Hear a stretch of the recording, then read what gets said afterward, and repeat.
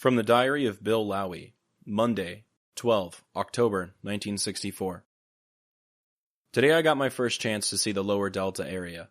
I was taken on a 3-hour and 40-minute orientation flight.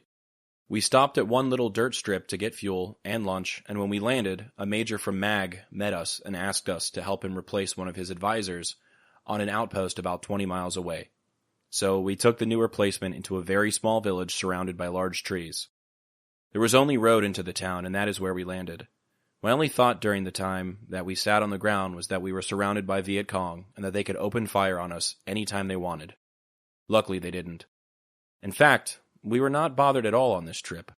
One of the most amazing things to me about this area is the fact that the VC control every road and canal. However, no matter where you land, even the smallest areas have JP4 fuel for us.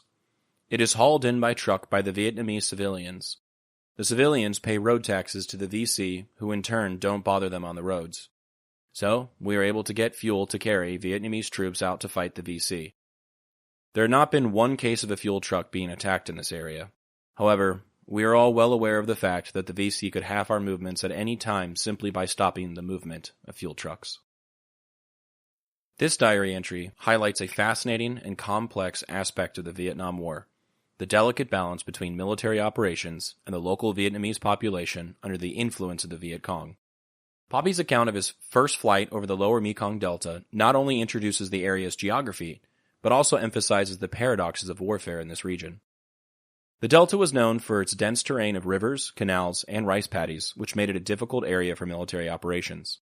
The Viet Cong had strong control over this territory, especially the roads and waterways.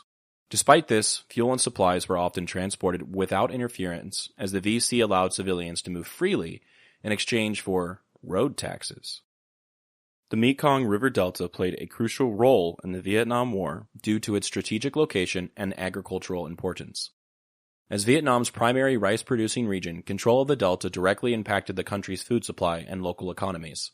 The area's vast network of rivers and canals made it essential for transportation, giving both U.S. and South Vietnamese forces, as well as the Viet Cong, strong reasons to vie for control.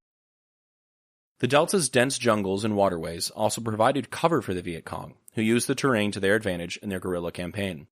This made the region a difficult battlefield, with the VC controlling many rural areas and ambushing U.S. troops.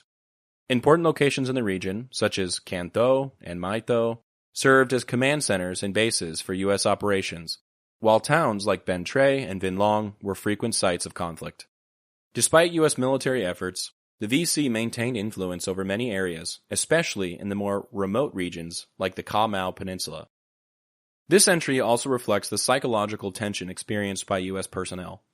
Even though no shots were fired, Popi's awareness of being surrounded by potential danger, waiting for the Viet Cong to strike at any moment, was palpable. This feeling of unease, juxtaposed with the seeming ease of acquiring fuel in VC-controlled areas, underscores the complexities and contradictions that soldiers often face during the war.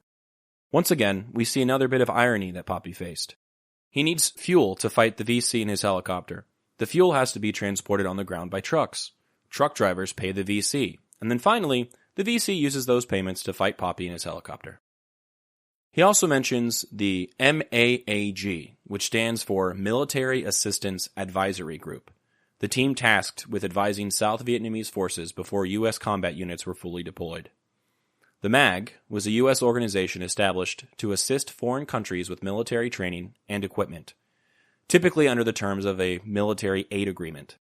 MAG units were deployed in various countries around the world between the 1940s and 1970s in places like Yugoslavia, China, and Ethiopia, but the one that had the most significant and lasting impact was MAG Vietnam, which played a crucial role in the early years of the Vietnam War. MAG Vietnam was established in 1950 as part of the U.S. effort to support France in its fight against the communist-led Viet Minh during the First Indochina War. At that time, the U.S. was not directly involved in combat, but provided significant material and logistical support to the French colonial forces under the guise of containing the spread of communism. After France's defeat in 1954 and the signing of the Geneva Accords, MAG's mission shifted. From 1955 onward, MAG Vietnam's primary focus was on helping the newly established Republic of Vietnam build and train its military forces, the ARVN. As previously discussed, the goal was to create a strong, self-sufficient South Vietnamese military that could defend itself against both internal communist insurgents and external threats from North Vietnam. In 1961, the Kennedy administration began expanding the size and scope of MAG, increasing the number of U.S. military advisors and providing greater levels of military aid. While it was replaced by MAC-V as the war escalated, MAG's advisory mission set the stage for how the U.S. approached its involvement in the early years of the conflict. The challenges faced by MAG advisors, particularly in dealing with the weaknesses of ARVN and the difficulty of countering the Viet Cong's guerrilla tactics, foreshadowed the larger issues that would later plague the U.S. military efforts during the war. This entry reveals how fragile the operational logistics were during the Vietnam War. The dependence on civilian infrastructure controlled by the enemy created an uneasy coexistence, one that could shift in an instant. Popi's observation that the VC could halt military movements simply by stopping fuel deliveries highlights the vulnerability of U.S. and South Vietnamese forces in the Delta, despite their superior firepower and aircraft. The photo I chose for today features a line of Hueys flying over the Delta. This illustrates what sort of terrain they flew over and the ground troops were fighting in. It also shows a road, one which was likely regulated by the VC, the same people they had to fight.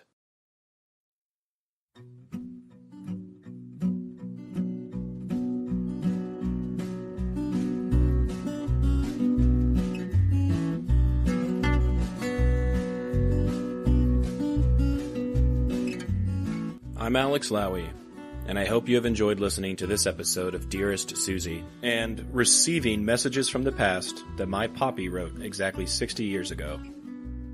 I sincerely appreciate your time and interest. Please consider following the podcast on your preferred platform, and if you're enjoying it, I kindly ask that you take the time to rate the show and leave a review. Also, please follow the project on YouTube, X, and Instagram. All likes, comments, shares, and reviews will help grow the reach of this story. The links for these things should be in the description of this episode.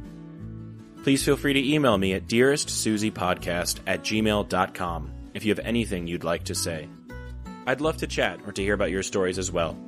Thank you for listening, and God bless.